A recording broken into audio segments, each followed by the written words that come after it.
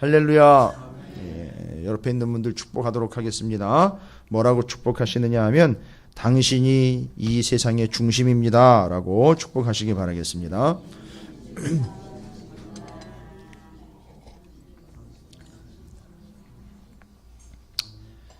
개인적이고 이기적인 얘기가 아니라 본인이 중심이라고 이야기해버리는 순간 이게 잘못하면 이제 교만하게 또 받아들일 수 있잖아요.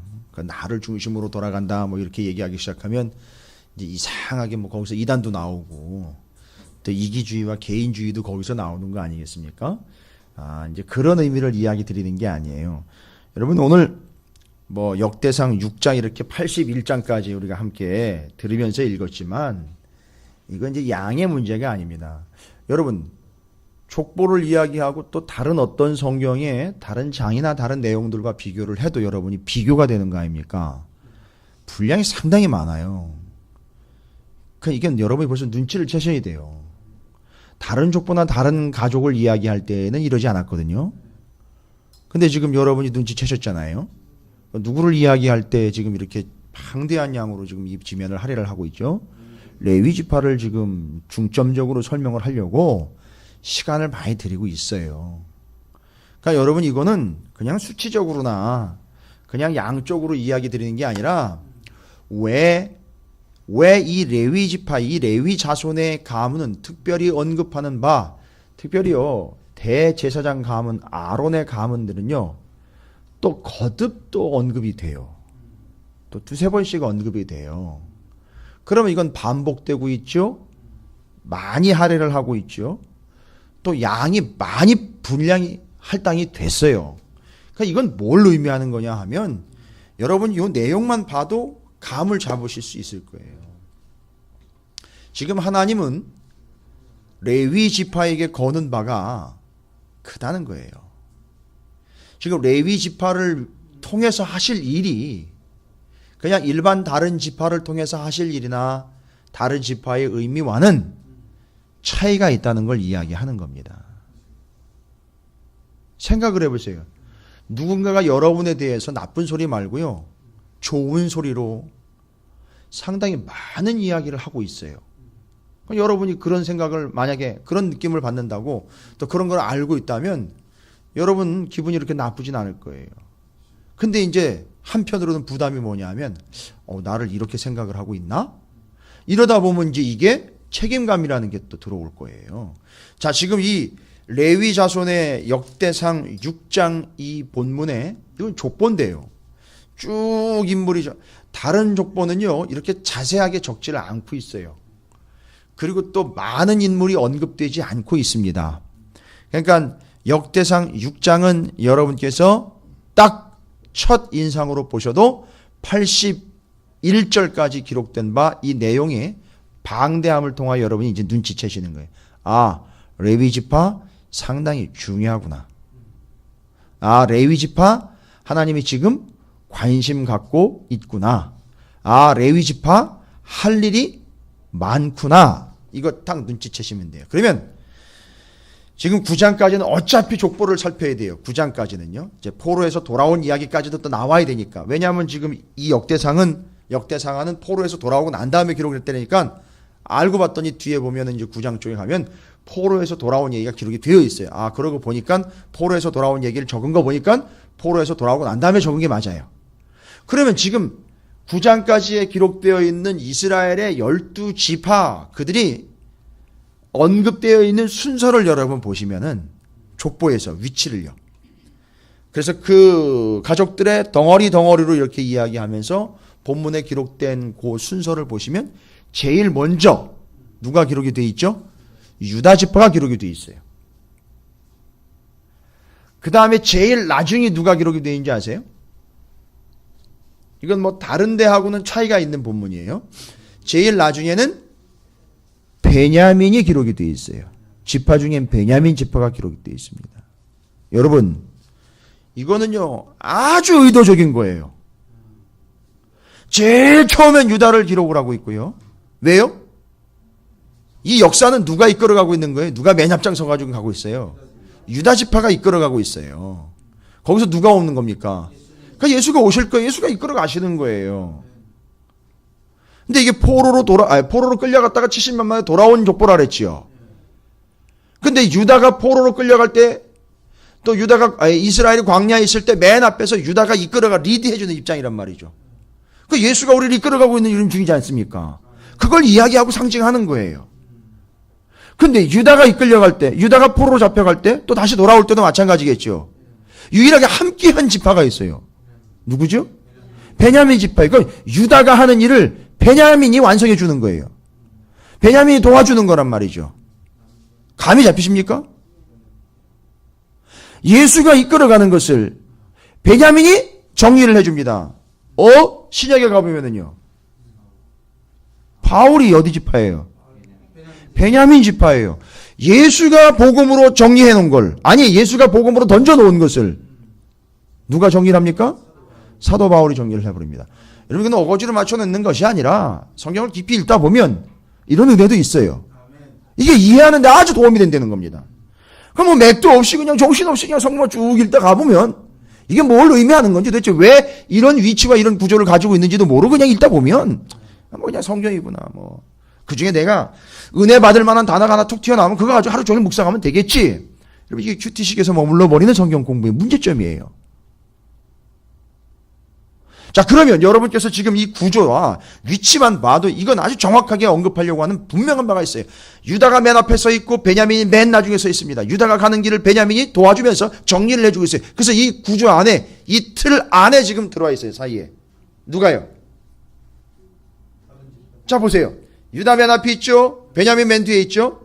그 다음에 유다 지파 다음에 언급된 게 누구냐 하면 오늘 레위예요. 근데 레위 지파의 위치는 어디냐 하면 가운데예요. 그리고 레위 지파가 언급되고 난 다음에 나머지 지파들이 잠깐 언급돼요. 그리고 나머지 베냐민 지파 언급됩니다.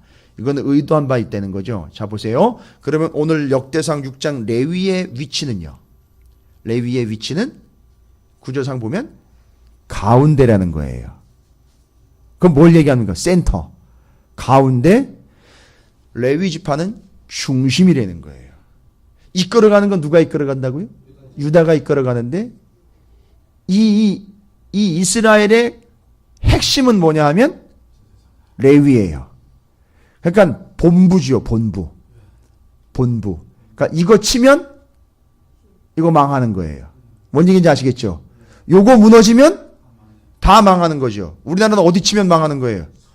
서울 청와대 치면 끝나는 거 아닙니까? 미국은요? 워싱턴 백악관 치면 끝나는 거죠? 그거와 같은 거예요. 예. 그러니까 지금 이스라엘에게 있어서 이 가운데 센터 중심은 뭐라는 거죠? 레위라는 거예요.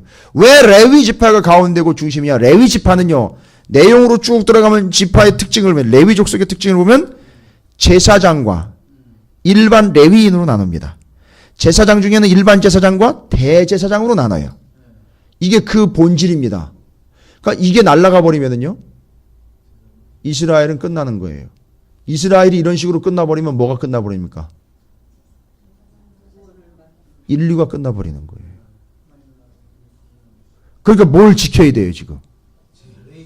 레위 지파를 지킨다는 표현을 하지만 실질적으로 이 레위 지파를 지켜야 하는 이유는 이들이 하는 일이 무엇인지를 알아야 이걸 왜 지켜야 되는지가 이해가 되는 거예요. 단순히 그 사람을 지킨다는 건 의미가 없어요. 그들이 뭘 하는데요? 그들이 위치가 어떤 위치인데요? 제사장 나라의 제사장이란 말이에요. 그럼 맨날 뭐 하는 겁니까, 이 사람들은 도대체? 제사 드리는 거예요. 거기다가 뒤에 가보면 다윗이 다윗이 찬양대를 세워요. 여러분, 미안한 얘기지만 하나님이 세운 건 아니에요. 찬양대의 시작이에요. 누가 착각하면 안 되는 건데, 그리고 그 세운 이유는 뭐냐 하면 고핫 자손 중에 세워진 백성들이 맞아요. 해만이라는 인물이 있어요. 그래서 중창단 인물 중에 해만이라는 중창단 이름이 많아요. 찬양대 이름 중에. 이유가 다 있죠. 그런데 이건 다윗이, 잘 보십시오. 다윗이 하나님을 예배할 때에 하나님께 영광과 찬송을 올려드리려고 조직을 한 찬양대가 바로 이 고핫 자손의 해만의 백성들을 통해서 세운 거예요. 이건 왕이 세운 거예요. 그러니까 어떻게 엄밀히 따지면 이 사람들은 제사장적 사명이 아니라 예배를 돕기 위하여 예배를 최대한 하나님께 은혜스럽게 드리고 하나님께 영광을 돌리기 위하여 고핫 자손 중에 해만의 후손들이 찬양대로 쓴 거예요. 어쨌든 잘 보십시오. 어쨌든 이는 고핫 자손이, 고핫은 또 누구의 후손입니까? 레위의 후손이란 말이죠. 아론의 후손들은요 뭐 하는 거죠? 아론의 후손 엘르아살 제사 드리는 거잖아요. 그 다음에 만약에 다른 고핫 자손들의 계열로 지금 해만의 계열들에서 뭐를 합니까? 찬양을 하죠. 이거 다 뭐와 관련된 거죠? 예배와 관련. 찬양은요 착각하면 안 돼요. 찬양은 예배의 대상이 아니에요. 찬양은 하나님을 예배하기 위한 것이지. 찬양 자체가 높임을 받는다든지, 찬양 자체가 무엇인가 특별한 기능을 한다든지, 찬양 자체가 중심이 된다면 여러분 그건 망하는 겁니다. 오늘날 잘못된 찬양의 아주 대표적인 예들이 교회 안에서 일어나고 있어요. 찬양 그냥 예배를 돕고 하나님을 찬양하는 게 주목적이지, 그들이 앞장서가지고 자신들이 드러내는 위치에 있는 게 아니에요. 그래서 대제사장 위치 계열에서 나오질 않고 다른 고핫 자손 계열에서 나왔어요. 어차피 그것도 다른 사람이 하느니 고핫 자손이 해야 되는 거예요. 왜요? 예배 안에, 성막 안에, 성전 안에서 드려야 되는 거니까. 자, 그러면 어차피 그것 다 예배, 찬양, 제사, 찬양 모든 것은 다 하나님을 예배하기 위하여 세운 레위 자손의 위치예요. 근데 이 레위 자손의 위치가 하는 일로서 규정되어진다는 거죠. 뭐 하는 거예요 지금 레위 자손은? 다른 얘기가 없어요. 역대상 6장에 보면 레위 자손들이 뭔 부업을 했다든지, 뭔 세미나를 하는 훌륭한 강사라든지, 뭔 스펙이 다른 게 없어요. 그죠? 레위 자손들의 스펙이 없어요. 뭘 잘한대더라, 뭐 빼어난 바가 있대더라, 이게 아니라 레위 자손은 딱 두 가지예요. 오늘 소개된 걸로 보면 한 계열은 제사, 한 계열은 찬양.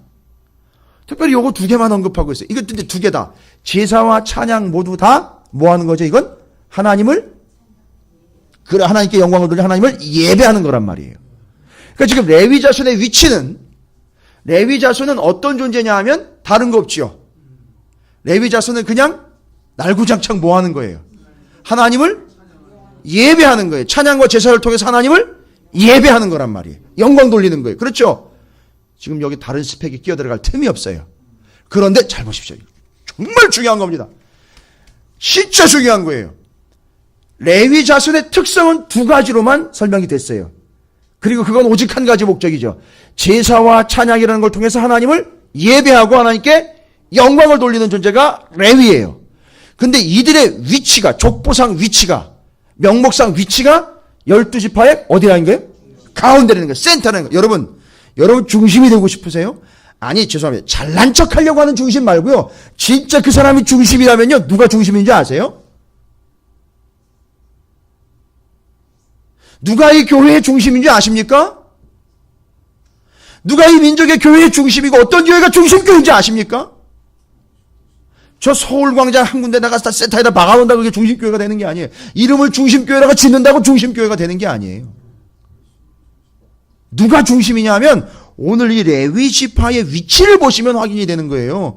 누가 중심이냐 하면, 어떤 사람들 중심으로 돌아가느냐 하면, 교회는 누구를 중심으로 돌아가느냐 하면, 이 민족의 교회는 어떤 교회를 중심으로 돌아가느냐 하면, 보세요. 지금 이 이스라엘이 누구를 중심으로 돌아가고 있는 거예요, 지금. 레위 지파를 중심으로 돌아가고 있는데 이 레위 지파의 특성이 다른 게 없어요. 뭐죠? 제사와 찬양이에요. 이게 뭐예요? 하나님을 예배하는 거예요. 하나님께 영광 돌리는 거란 말이에요. 그러니까 누가 중심이냐면 교회의 중심은요, 돈 많은 사람이 중심이 아니에요. 파워 있는 사람이 중심이 아니라고요. 경험이 많은 사람이 중심이 아니에요. 우리 성동 광진 지방에도 42개 교회가 있어요. 많죠. 우리 연해 안에 다른 지방들도 20개 이상씩의 교회들이 있어요. 이걸 뭘 누가 중심이다, 어느 교회가 중심이다 이야기하기는 싫지만 드러날 수밖에 없는 게 뭐냐 하면 큰 교회가 중심이 아니에요. 돈 많은 교회 중심이 아니라고요. 잘 나가는 목사님이 심호하는 교회 중심이 아니라고요. 착각들 하지 말라 그러세요. 뭐 영험한 목사 중심이 아니에요. 은사 중심 아니라고요. 누가 중심이냐 하면 날고자창 하나님을 예배하는 자 중심인 거예요. 하나님을 찬양하는 자, 그걸 통해 하나님을 예배하며 하나님 앞에 나아가는 자, 그들 중심이 바로 교회의 중심이라는 거예요. 그들이 진짜 중심인 거예요. 그런 교회가 진짜 중심이 되는 교회가 되는 거예요. 여러분, 이건 우리에게 이야기하는 바가 상당히 큽니다. 레위 지파의 위치는 이렇게 중심을 차지하고 있습니다. 그런데요, 레위 지파는 몰려 살질 않아요. 이 특성이 그래요. 여러분 보시면 아시겠지만 뒤에 보면 막 들어도 모를 이상한 뭐 정착지 얘기하면 동네 얘기 막 나오는데 그게 무슨 얘기인 거예요? 그러니까 이 레위 지파가 다 한 군데 모여 사는 게 아니라 가나안 땅 들어가면 어떻게 되죠? 지파별로 다 나눠지게 되죠? 그 지파로 다 어떻게 돼요? 쭉 흩어진 거예요. 신약에서는 이걸 뭐라고 얘기한 건지 아세요? 땅끝까지 이르러 내 증인이 되. 온 유대와 사마리아와 땅끝까지 이르러 내 증인이 되라고 명령하신 예수님의 명령 있죠? 그거예요. 중심인데 지 중심이 아니라 하나님 중심으로 흩어져서 그 선교의 사명들, 복음의 사명을 감당하는 이들이 바로 레위인들이었다라는 사실이에요. 여러분, 이건 정말 기가 막히고 중요한 사실입니다. 그래서 지금 맨 한 가운데다가 레위의 가계를 족보를 기록을 해놓고 그 레위 족보, 그 레위 가족, 레위 가문의 의미를 이야기하고 말하려고 하는 건 뭐냐면 이스라엘의 중심이 레위라면 그 레위의 중심은 또 뭐가 되는 거죠? 제사와 찬양, 예배 아닙니까? 그것도 그 핵심을 또 좀 대제사장이 될 수 있잖아요. 찬양대가 예배를 돕는 거니까 예배 중심 아닙니까? 그러면 이 이스라엘이 바로 이 세계 열방 가운데 바로 레위와 같은 역할을 해야 된다라는 걸 이야기하는 거란 말이에요. 그러니까 니들끼리 모여가지고 니들끼리 쿵짝쿵짝 해가지고 끝나는 게 아니라 너희들은 바로 이 세계 열방으로 흩어져. 마치 레위인들이 전국 방방곡곡으로 흩어져 그들을 하나님께로 인도해내는 것처럼 너희들이 그 역할을 해야 된다. 이스라엘 너희 제사장 나라의 본질이 뭐냐? 레위인들처럼 흩어져 구원을 이뤄내는 자들. 오늘날 교회의 사명이 뭡니까? 우리끼리만 모여가지고 우리끼리만 좋다가 아니라 죽어가는 이들에게 흩어져 그들에게 나아가 복음을 전하는 레위 제사장적 사명을 감당하는 것이 오늘날 우리의 사명이라는 거예요. 이게 중심이 되는 교회라는 거예요. 그 사람이 진짜 중심인 거고 그 교회가 진짜 중심인 거예요. 그게 센터에 있는 거예요.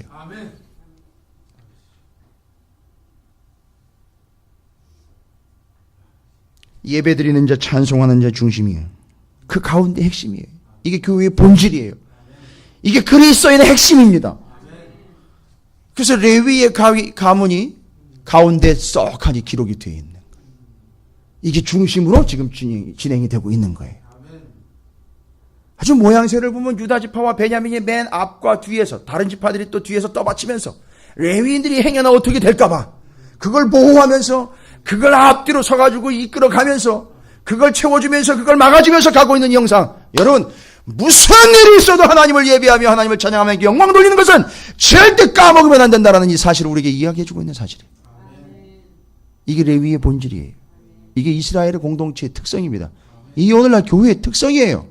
이게 오늘날 교회와 성도들의 본질이 되어야 된다는 거예요. 무슨 일이 있어도 나를 구원하신 하나님께 영광을 돌리며 하나님을 찬양하는 삶, 예배하는 삶을 놓아서는 안 된다는 거예요. 그 사람이 중심입니다. 제가 여러분 오늘 이 저녁에 뭐 많이 오신 건 아니지만 많고 적구의 문제가 하나 핵심을 이야기 드리면 그 사람 바로 하나님을 예배하는 삶, 하나님을 찬양하는 삶, 하나님께 영광 돌리는 그 사람이 중심이 되어 이 세계는 움직인다는 걸 잊지 마십시오. 하나님은 그 사람을 통해서 일을 하셔요.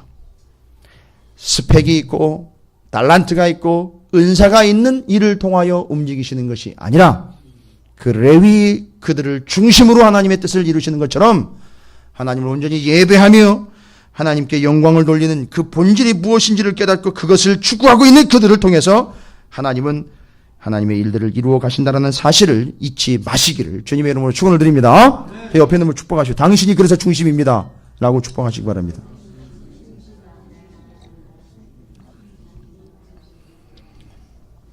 어떻게 중심이라는 말을 듣기에 좀 등이 따갑지 않으세요? 괜찮으세요? 그게 본질이에요. 그걸 회복하셔야 된다는 거예요. 여러분 제발 변들이 되지 마시고 중심 되시길 주님의 이름으로 축원을 드립니다. 내 알고 봤더니 그 중심이 왜 중심인가 봤더니만 그 가운데 중심에 누가 있어요? 사람이 있는 게 아니라 이스라엘의 맨 가운데에는 누가 있습니까? 하나님이 계시잖아요. 그러니까 하나님과 제일 가까운 자가 누가 되는 거예요, 지금. 거리상으로 보면. 늘 가깝고 제일 가까운 게 누군 거예요. 그러니까 예배 드린다 이게 파리스템이 참 죄송합니다. 파리스템이 드린다 이게 뭐예요? 파리스템이 그 옆자리 드리러 갔는데 그게 바로 옆자리가 된 거예요. 드리러 왔더니 드리고 가니 드리면서 보니 하나님 옆자리라는 거예요. 파리스템이. 그러니까 제일 가까운 데 있는 사람들이 레위인들인 거예요. 제사장들인 거라고요. 찬양하는 이들인 거예요. 여러분이 그 중심이 되시기를 주님의 이름으로 축복합니다. 자, 그런데요, 이 레위인들은요, 하나님과의 관계에서 이스라엘의 본질에 있어서 참 가운데 중심을 딱 차지하고 때문에 딱 버티고 있어요. 그러니까 생각해 보세요. 이 가운데가 흔들리고 무너지면 어떻게 되는 거예요? 다 무너지는 거예요. 그래서 온 게 뭐예요? 사사시대가 온 거예요. 제사가 안 드리잖아요. 예배를 안 드리잖아요, 사람들이. 그러니까 누가 필요 없어졌어요? 제사장이 필요 없어요. 그 제사장이 먹고 살 수가 없어요, 또 더군다나. 그러니까 무슨 짓을 하면 제사장들이 다른 일 찾아다니는 거예요. 남의 개인 가정집에 가가지고선 개인적으로 축복해주고 복채 챙기는 거예요. 여러분 제가 왜 그 이야기를 드리는지 아시죠? 목사가 개인적으로 사례를 챙기기 시작하는 순간부터 그건 뭐냐? 레위와 성소와 예배 중심이 무너지고 개별주의와 그 목회자 개인이 자기의 안위와 목적과 자기의 개인적 이익을 위해서 만들어낼 수밖에 없는 그 짓거리들을 이렇게 일구어낸 환경이 이렇다는 걸 이야기하는 증거인 거예요, 그게. 여러분 정확하게 간파를 하셔야 돼요.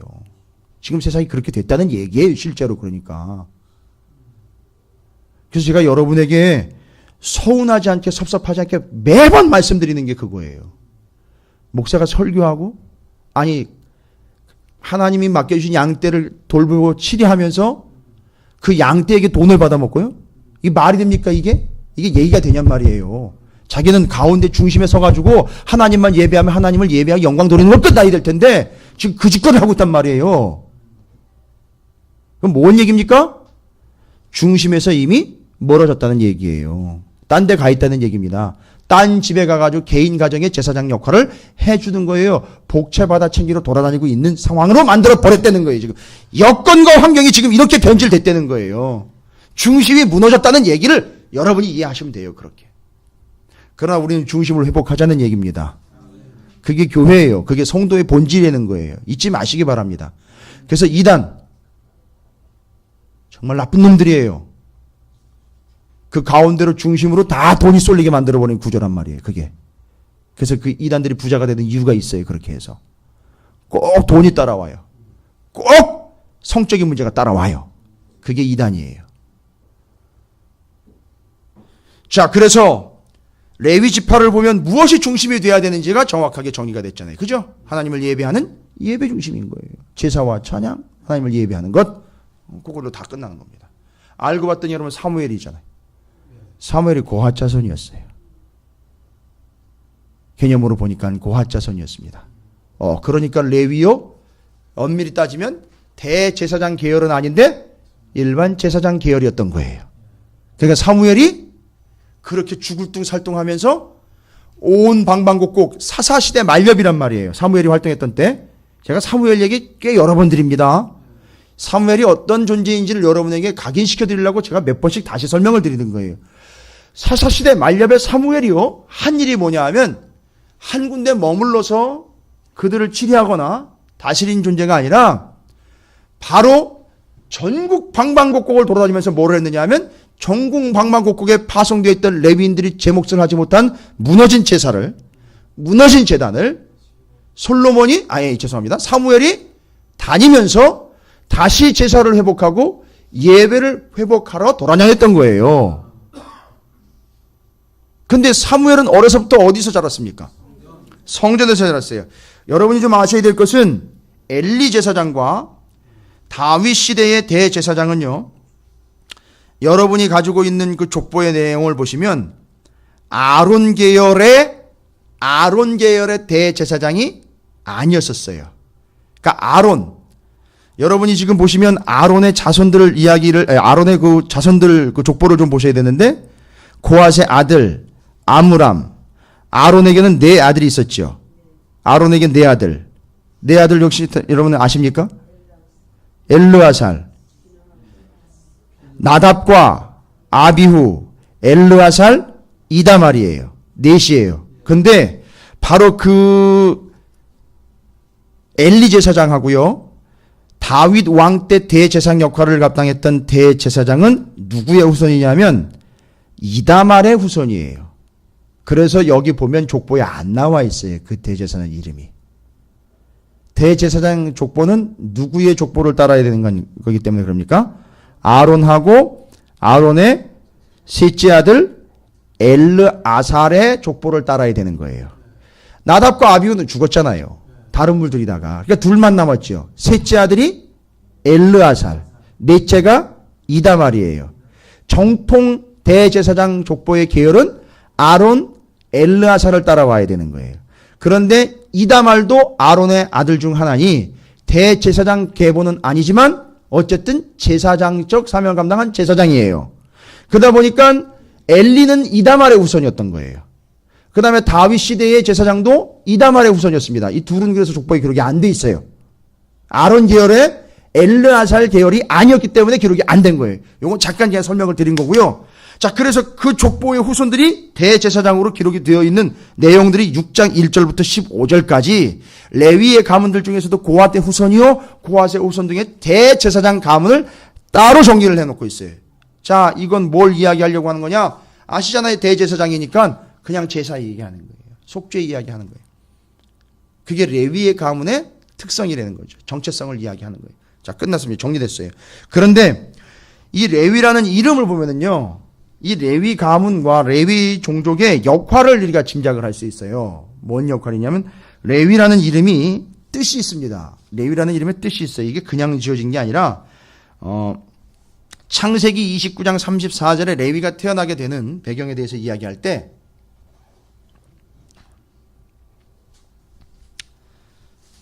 레아가 셋째 아들로서 납니다. 레아가 레위를 셋째 아들로 잉태를 하게 됩니다. 창세기 29장 34절에 이런 이야기가 기록이 되어 있어요. 그가 또 임신하여 아들을 낳고 이르되 내가 그에게 새 아들을 낳았으니 레아가 내 남편이 지금부터 나와 어떻게 되리라?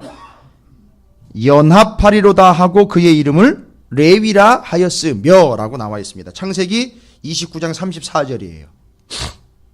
레아가 레위를 낳고 그 이름의 뜻을 뭐라고 이야기했다고요? 내가 지금부터 내 남편이 나와 연합하리라. 누구 때문에요? 레위가 태어난 것 때문에 남편과의 관계가 어떻게 된 거죠? 더 가까워지고 연합하게 된다는 거죠. 레위의 이름의 뜻이 뭐예요? 그렇죠. 서로를 연합하게 해준다는 거예요. 감 잡으셨습니까? 레위의 역할이 뭐냐 하면 레위 족속들은요, 레위 지파들은, 레위 자손들은 어떤 삶을 살아갔다 그랬죠? 하나님을 예배하는 제사장적인 삶을 살아갔죠. 그 다음에 삶의 위치가 어디라 그랬죠? 본질상은 중심인데 거주하는 성읍들을 보면 흩어졌죠.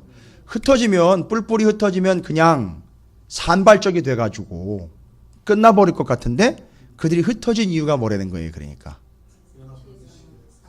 흩어져서, 자, 연합에는 두 가지 연합이 있습니다. 첫 번째, 누구와의 관계이죠?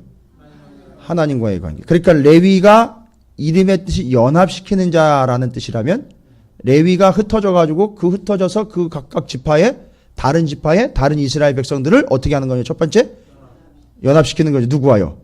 하나님과 연합시키는. 뭘로 통해서요? 제사를 통해서요. 그 다음에 또 두 번째 연합 있잖아요. 이건 늘 성경에 나와 있는 거예요. 하나님 얘기하면 하나님 사랑.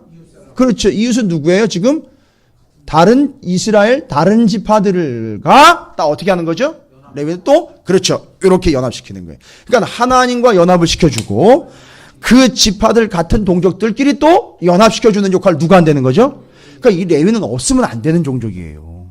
레위의 역할이 그거예요. 그래서 제사장적 사명을 우리가 받았다 그랬잖아요. 그죠? 우리가 제사장적 사명을 받았다 했으니까 첫 번째, 우리는 제사장적 사명이기 때문에 하나님을 예배하는 게 본질이에요. 그 다음에 두 번째는요, 그 이름의 뜻이죠? 바로 연합시키는 자예요. 누구와 누구를요? 하나님과, 그렇죠. 저 죽어가는 자들을 하나님과 연합시키는 거예요. 그 복음을 전하는 겁니다. 그 다음에 우리는요, 함께 믿고 있는 우리의 이웃들과 우리의 공동체 안의 성도들 사이를 어떻게 하는 거죠? 연합시키는 자예요. 이걸 거룩이라고 또 얘기를 해요. 그래서 이게 제사장적인 사명인 거예요. 하나님과 이웃 사이에서 연합을 이루어내는 자, 그게 바로 제사장적 사명을 가진 레위인들의 특성이었어요. 여러분, 이거 제가 지금 레위인 얘기하는 거 아닌 거 아시죠? 역사적으로 레위인 얘기하다가 지금 이 한 시간 다 끝나버리는 거 아니라는 거 여러분이 감지하셔야 돼요. 지금 누구 얘기하려고 지금 이렇게 긴 시간을 얘기하는 겁니까? 우리 얘기인 거예요. 내 얘기인 거예요. 내가 지금 어떤 위치인지를 확인하려는 거예요. 여러분의 위치가 바로 이 위치예요. 가운데가 돼야 되는 거예요. 가운데는 어떻게 가운데 된다 그랬어요? 헌금 많이 해야 가운데 됩니까? 아니에요. 국회의원이 우리 교회 등록하면 그 사람이 가운데 될까요? 아니, 죽었다 깨도 안 돼요. 대통령 우리 교회 와도 그 대통령이 가운데가 될 수가 없어요. 누가 가운데가 되고 누가 중심이 되는 거죠? 진실되게 예배하는 자가 중심이 되는 거예요. 온전히 예배하는 교회가 이 시대의 중심이 되는 거예요. 그리고 그 역할은요, 죽어가는 이들과 하나님 사이를 연합해 주는 거예요. 중보의 역할 아닙니까? 예수님의 역할이었었어요, 그게. 그 다음에는 형제들과 이웃들과 공동체 안에 서로를 사랑하며 연합하는 역할. 이게 제사장적 역할이라는 거죠. 이게 레위가 한 거예요. 그래서 레위 지파들이 쫙 퍼져가지고선 레위 지파를 중심으로 아주 일목요연하게 제사가 드려지게 되고 하나가 되고 다른 데로 넘어가지 않도록 이들이 가지고 간 게 있잖아요. 말씀 가지고 갔잖아요. 그래서 거기서 말씀 정말 진중하게 가르치고 시간 나면 말씀 묵상하면 말씀 가르치고 제사하는 거 가르치고 예배할 수 있도록 정신 차려라 하면서 예배하라 하나님을 잊지 말아라 이게 레위가 했던 거란 말이에요. 놀라운 일이죠. 예. 그러면서 이제 흩어지는 사명을 가진 거예요. 중심인데, 이스라엘의 중심인데 내가 중심이네 라고 거들먹거리지 않고 어떻게 했다고요? 흩어져서 땅 끝까지 이르러 복음을 증거하는 자와 같이 하나님의 사명을 감당하는 자로 흩어져서 그 어려운 것들과 그 방방공곡으로 뿌려져서 그들이 찾아가서 그 사명을 감당하는 복음을 전하는 자의 사명으로 우리에게 예표가 되고 있다는 거예요. 이 모든 걸 보면 여러분, 이 대제사장들과 이스라엘 이 레위 지파들이 예배하는 모습을 보면 왜 이렇게 죽어라 그 예배 제사에 그렇게 목숨을 걸고 있는지 이유는 단 하나입니다. 바로 그건 예수 그리스도 때문이라는 거예요. 그래서 흩어져서 그들의 사명을 감당하죠. 그 다음에요, 여러분이 본문상 지금 쭉 보시면 6장 1절부터 15절까지가 바로 대제사장 계열의 제사하는 여 대속의 사명을 가지고 있는 대제사장 계열을 이야기하는 거죠. 그 다음에 16절부터 30절까지가 정확하게 얘기하면 대제사장 계보 외에 다른 제사장들, 레위인들 계보를 언급하는 거죠. 31절부터 48절까지가 바로 그 레위인들 고아자손 중에 예배의 사명을 가진 자 말고 예배의 찬양으로 돕는 해만의 후손들 이야기하는 거잖아요. 지금 다 81절이라고 넓고 많은 것 같지만 핵심은 다 레위인들은 누구고 레위인들은 뭐 하는 사람이냐 이걸 이야기하고 오늘날 우리가 질문을 던지죠. 그럼 넌 뭐냐 이렇게 하는 거예요. 넌 똑바로 하고 있는 거냐? 왜요? 베드로전서 2장 9절에 우리를 뭐라고 얘기하셨습니까? 하나님께서 왕 같은 제사장이라 그랬단 말이에요. 그러면 역대상 6장의 레위인들 제사장들의 사명과 위치와 본질을 여러분이 보시면서 그 6장의 말씀과 여러분의 지금 현 삶의 자리를 어떻게 해야 돼요? 철저하게 비교를 하시란 말이에요. 내가 그렇게 살아가고 있는지를 빨리 점검을 하셔야 된다는 얘기예요. 그러니까 더 이상 변두리에서 얼쩡얼쩡하지 마시고 빨리 중심으로 들어오시라는 얘기예요. 그건 목사가 해주는 게 아니에요. 목사가 잘하십니다. 대단하십니다. 칭찬한다고 되는 게 아니라고요. 목사 눈에 드는 게 중심이 되는 게 아니란 말이에요, 여러분. 하나님 눈에 띄어야 되는 게 중심인 거예요. 근데 거기가 바로 예배의 자리고 그들을 연합시키는 자리이며 제사장적 사명을 감당해내는 그런 진중한 자리가 바로 그 중심이 되는 자리인 거예요. 여러분이 바로 그런 중심이 되어야 된다는 거죠. 우리 교회가 그런 의미에서 중심이 되자는 거죠. 그래서 그런지 우리가 딱 가운데예요. 지방에서. 딱 가운데예요, 지금. 42개 교회인데 딱 가운데예요. 개척한 지 이제 6월 달이 돼야 이제 공식적으로는 설립일이 되는데 42개 교회 중에 딱 가운데라고요, 여러분. 기가 막히게. 별로들 감동이 없은 것 같은데. 여러분이 매일 보고 그냥 매일 경험하시니까 그냥 늘 다 그런가 보다 이렇게 생각하시는데 아니에요, 여러분. 여러분을 칭찬해드리는 의미도 있지만 여러분이 바로 그런 의미의 위치에 합당한 중심 위치를 확보하시라고 제가 말씀을 드리는 거예요. 놓치지 마세요. 절대 변두리로 밀려나는 일이 없기를 주님의 이름으로 축원을 드립니다. 자꾸 변두리에서 도는 일이 없기를 주님의 이름으로 축원을 드립니다. 누구와의 관계 문제가 아니라고요, 여러분. 내가 누구인지를 알면 나는 어느 누구하고도 관련이 있는 부분이 아니라 하나님과의 관계에서 나는 중심이 돼야 돼요. 그렇게 불렀으니까요. 근데 나는 그렇게 하고 있느냐? 그러면 이제 맨날 뭐만 얻으러 다니는 복채만 얻으러 다니고 있는 거예요. 예수 믿는 덕에 뭐 떨어지는 거 없나 이런 것만 지금 얻으러 다니고 있는 거예요. 그게 아니란 말이에요. 한 가지 더 이제 중요합니다. 레위인들과 이 제사장들이요, 그 본문에 보면 정착지, 흩어져 살고 있는 동네가 이제 54절부터 뒤에까지 쭉 설명이 되어 있잖아요. 근데 거기에 그냥 흩어져 살고 있는 동네 이야기만 나오질 않고 뭐가 언급이 되어 있느냐 하면 여러분 보시면 아시겠지만 도피성이라는 게 나와 있어요. 57절에 보면 57절, 58절, 59절, 60절에 도피성 이야기가 나와요. 이 도피성은 누가 책임지고 관할을 해야 하냐면 대제사장 관할이에요. 그리고 지역마다 따로따로 6개가 분포되어 있기 때문에 그건 그 지역의 제사장들이 책임을 지고 카바를 해야 돼요. 여러분 도피성이 뭔지 아시죠? 뭐죠? 그냥 죄 지은 사람이 들어가면 안 돼요. 요거 확인 절차가 필요해요. 그러니까 고의로 진 건지 실수로 그런 건지는 판단을 받게 되어 있습니다. 그래서 그 도피성으로는요, 실수로 사람을 죽이거나 죄를 지어서 자기가 죽게 될 위기에 처하면 그 길로 도망을 가게 되어 있어요. 거리가 32km를 넘지 않게 해요. 이제 민수기 마지막 부분에 가면 요 얘기가 나와요. 그때 다시 한번 여러분 주일날 말씀 나눌 거예요. 근데 이 도피성은요, 그래서 부지 중에 실수로 살인할 자가 보복 살인을 당하지 아니하도록 피할 수 있는 길을 내준 거예요. 근데 거리상으로 보면 32km를 넘지 않도록. 왜냐하면 하여튼 뭐 천종일 걸어서든지 뛰어서든지 가가지고 빨리 들어갈 수 있는 거리를 유지하기 위해서 여러분 그냥 이렇게 만들어 놓은 게 아니에요. 그래서 요단 동편, 요단 서편에 각각 3개씩 아래 위로 이렇게 해가지고 골고루 분포를 시켰어요. 거리를 잘 배열을 해가지고요. 어디에 있든지 바로 그 도피성으로 피할 수 있도록요. 하루 종일 빨리 걸어서 가면 그러다가 가다가 여러분 가는 도중에 보복 살해를 당하잖아요. 예, 그건 어떻게 할 수가 없어요. 예, 그건 막을 수가 없어요. 그러나 일단 도피성으로 들어오면 이 사람 실수했다라는 게 밝혀지면 대제사장이 죽을 때까지 거기 있어요. 보호를 받아요. 그래서 제가 잠깐 예전에 한번 드렸는데 얘기를, 대제사장이 죽으면 어떻게 되느냐? 이 사람은 대제사장 죽음으로 값을 치르고 나와요. 이게 도피성이에요. 그걸 누가 책임지느냐? 대제사장이 책임져요. 그리고 관리와 보호는 누가 하냐? 제사장들이, 각 지역에 있는 제사장들이 합니다. 여러분, 이 도피성이 바로 예수를 이야기하는 거예요. 그리고 대제사장 딱 이야기하면 벌써 예수인 걸 탁 들어 아차리는 거예요. 왜요?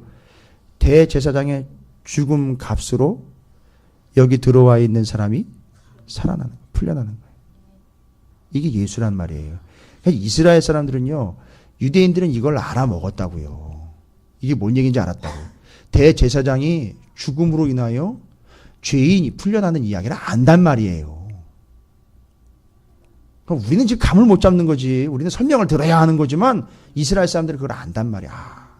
그 예수의 죽음, 그거는 바로 대제사장의 죽음이구나. 근데 도피성에 피해가 있던 그 죄인이 풀려나는 거예요. 근데 어떤 재미있는 일인지 아십니까? 거기 풀려나 있으니, 거기 도피성에 들어가 있으니까 나중에 또 얘기 드릴 거예요. 주일날 다시 한번 말씀 나눌 텐데. 아, 이게 대제사장이 빨리 죽어야 내가 빨리 나가는데. 그죠? 그래야 대제사장의 어머니는요, 매일 눈물로 기도를 해요. 대제사장을 위해서. 그리고 대제사장의 어머니는 도피성으로 피해온, 참, 난 그것도 못할 짓인 것 같아요. 도피성으로 피해온 그 죄인을요, 지극정성으로 공개를 해준답니다. 너 제발 우리 아들 죽으라고 기도하지 말라고. 이런 아이러니가 있어요. 그래서 아주 지극정성으로 대해줬대요. 그 엄마는. 내 아들내미를 저주하거나 내 아들내미 빨리 죽으라고 기도하지 말라고 잘 해줬답니다. 근데 어쨌든 그 자는, 도피성으로 피해온 자는 대제사장이 죽으면 살아요. 야, 이게 얼마나 기가 막히는 애인지. 도피성에 들어가 보면 놀면 알더라 이거예요. 도피성으로 피해본 그 죄인은 알더라 이거예요. 대제사장의 죽음과 동시에 내가 살았구나. 예수가 탁 오셔가지고 예수의 대제사장인 예수 그리스도가 죽음으로 내가 살았구나 알아먹더라는 거예요. 자, 그래서 이 레위어 제사장들은요, 의미가 어떤 의미예요? 도피성의 의미가 되어줘야 되는 거예요.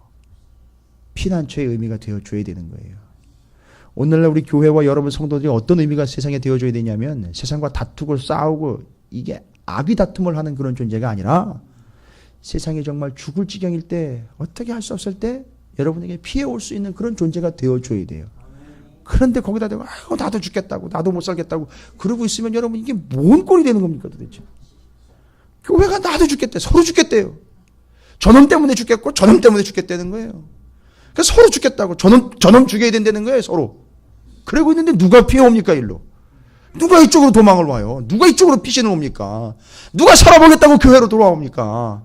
누가 살아보겠다고 제사장을 찾아가냔 말이에요. 나 살려달라고 여기 도피성을 관리하고 있는 제사장들이 가가지고, 나 지가 실수로 제가 지금 사람을 죽였습니다. 이러다 나 죽을 때 나 좀 살려주십시오. 이렇게 올 거 아닙니까? 그 역할을 해줘야 되는데, 왕 같은 제사장들이 우리 그렇다면 우리가 그런 역할, 도피성의 역할이요, 그런 존재가 되어서 그들이 찾아왔을 때 그들을 안아주고 그들을 감춰주고 그들을 막아줘야 되는데, 나도 힘들다고, 우리 교회도 힘들다고, 우리 교회도 버겁다고 아직 그러고 있으니 이게 어떻게 대한 통성인지 제가 모르겠어요. 오히려 사람들이 그래, 교회 가면 죽는다고 되려, 교회 가면 망가진다고, 교회 가면 망한다고 그렇게 얘기를 해요 사람들이. 이게 말이 되냔 말입니까? 자, 오늘 제가 레위 가계의 족보를 일일이 뜰쳐보지 않아도 여기 기록된 레위 자손들의 그 족보의 본질과 명단들, 의미들, 위치, 그들의 본분 다 보면 이건 누굴 얘기하는 거냐면, 이들은 온통 다 누구를 드러내고 있습니까? 예수를 드러내고 있는 거고요.